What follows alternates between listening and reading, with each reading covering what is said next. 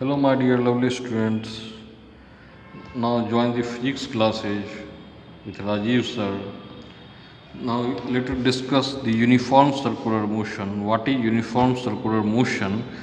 If a particle moves along a circular path with a constant speed, then its motion is said to be uniform circular motion. Now, if a particle moves along a circular path with a constant speed, then its motion is said to be uniform circular motion. As for example, motion up to the tip of the second hand of a clock. As we know that when a body is moving on a circular path, it gets accelerated. So, uniform circular motion is actually the accelerated motion. Now, the next one is angular displacement. What is angular displacement? The angular displacement of a particle moving along a circular path is defined as the angle swept out by its radius vector in the given time interval. The angular displacement of a particle moving along a circular path is defined as the angle swept out by its radius vector in the given time interval. Okay, so d theta is equal to del s by r. Unit of the angular displacement is radian and it is a dimensionless quantity. Now the third one is angular velocity. What is angular velocity? The time rate of change of angular displacement of a particle is called its angular velocity. The time rate of change of angular displacement of a particle is called its angular velocity. Okay, that's mean angular velocity is equal to angular displacement by time. So omega is equal to del theta by del t. For instantaneous angular velocity, limit del t tends to 0 is introduces in the equation. So limit del t tends to 0, del theta by dt is equal to d theta by dt. Now the relation between linear velocity and angular velocity. The relation between linear velocity, as we know that del theta barabar del s by r, dividing both side by del t. So del theta by del t barabar 1 by r del s by del t.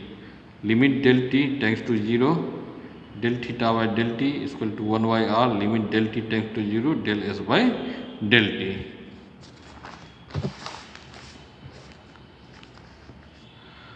So d theta by dt, as we know that when del t, limit del t is introduced in the equation, then del theta by del t is converts into d theta by dt. So d theta by dt is equal to 1 by r into ds by dt. D theta by dt is equal to 1 by r into ds by dt. As we know that angular velocity with respect to time is equal to angular velocity. Angular displacement with respect to time is called angular velocity into 1 by r into displacement by time into velocity. So v barabar r omega. So as we know that linear velocity is equal to displacement into angular velocity.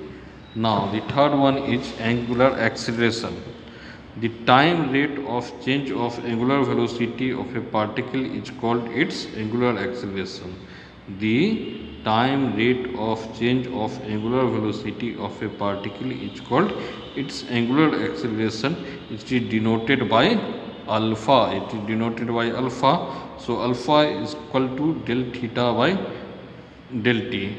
As alpha is equal to limit del theta tends to 0, limit del t tends to 0, del theta by del t is equal to becomes d theta by d omega by dt. Limit del t tends to 0,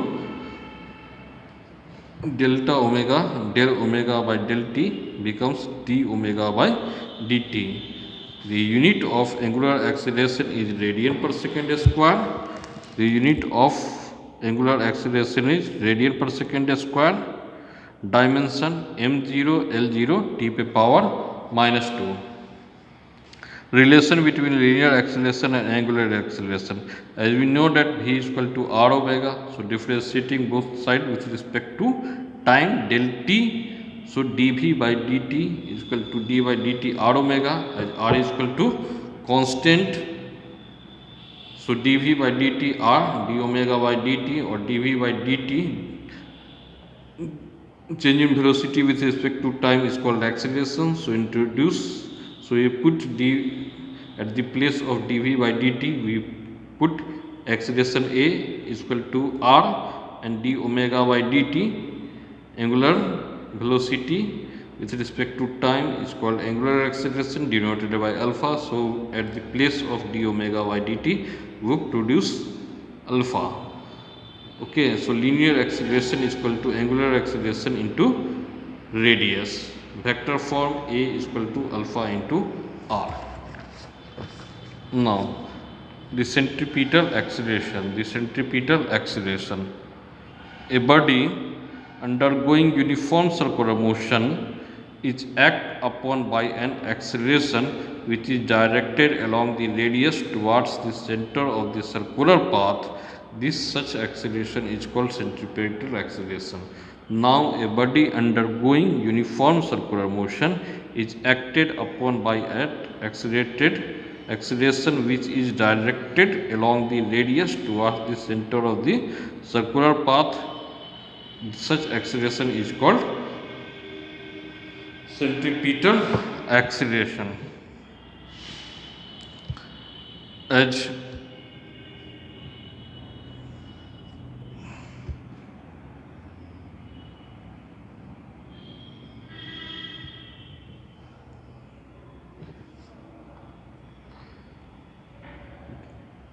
the body start moving with velocity v1 and it goes at point q with the velocity v2. Okay, O is the center of the circular path. Now in ABC, AB plus BC is equal to AC. So BC is equal to AC minus AB, as AC is equal to V2 and AB is equal to V1. So BC is equal to V2 minus V1 is equal to del V, change in velocity. In triangle POQ and BAC is equal to del theta, and OP by OQ by AB by AC, as V1 बराबर V2 is approximately equal to V. So OP by OQ by AB by AC is equal to 1. So triangle POQ and BAC, PQ by OP is equal to BC by AC, as PQ is equal to del S OP is equal to R, BC is equal to del V, and AC is equal to V1 by V2 is equal to V. So del S by R is equal to del V by V, and del V is equal to V by R into del S divided by del T. So del V by del T is equal to V by R del S by del T. Introduce limit del T tends to 0, del V by del T, as we introduce limit del T tends to 0, del V by del T is equal to V by R limit del T tends to 0, del S by del T. So it becomes dV by dt is equal to V by R ds by dt, and change in velocity with respect to time is called acceleration, V by R into V. So A barabar V square by R, as we know that V barabar R omega. So we introduce V is equal to R omega square by R. So R square omega square by R, 1 R is cancelled. So A barabar omega square R. So two equation becomes for centripetal acceleration. A is equal to V square by R, and the second one is A barabar omega square by R. It is the end of the kinematics. In the next video, we start laws of motion. Till then, goodbye, take care.